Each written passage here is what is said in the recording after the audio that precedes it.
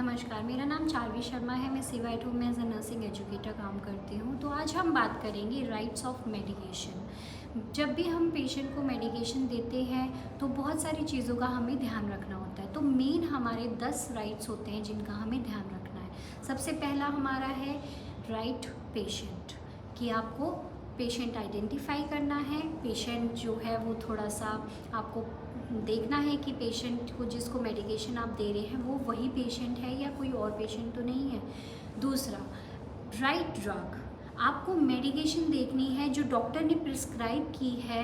Prescription note में आपको वो अच्छे से पढ़ना है कि यही मेडिकेशन इसी पेशेंट को हमें देनी है, या फिर आप कोई गलत मेडिकेशन पेशेंट को ना दे दें।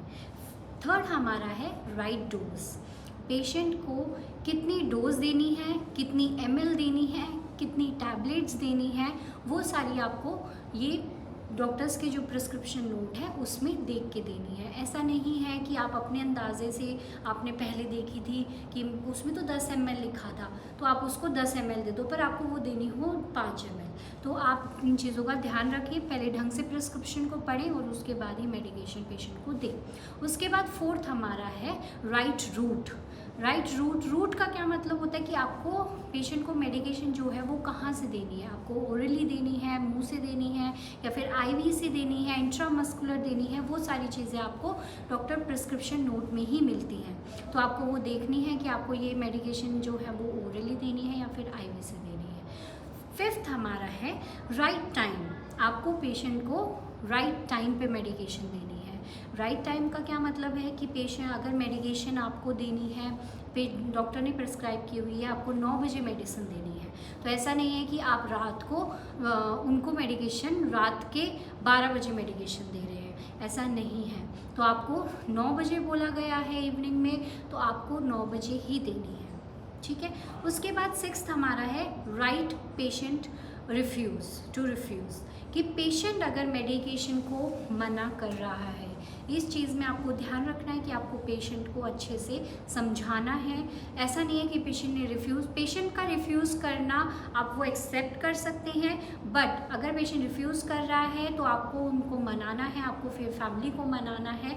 पेशेंट का राइट है, आप ज़बरदस्ती उनको नहीं दे सकते।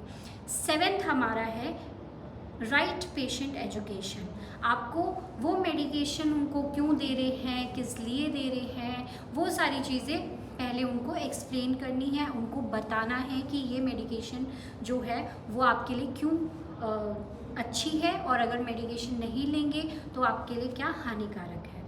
तो ये चीज़ों का आपको ध्यान रखना है। उसके बाद हमारा है एट्थ हमारा है राइट डॉक्यूमेंटेशन।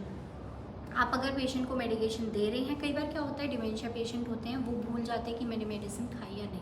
अगर आपने वो कहीं पे डॉक्यूमेंट की हुई है कि मैंने मेडिकेशन दे दी है, तो आप उसको शो कर सकते हैं। अगर पेशेंट ये बोलता है कि मैंने तो मेडिकेशन नहीं खाई, इन्होंने मेरे को मेडिकेशन नहीं दी, तो आप उनको दिखा सकते हैं कि नहीं, मैंने आपको मेडिकेशन दी है, ठीक है। उसके बाद 9th हमारा है राइट असेसमेंट।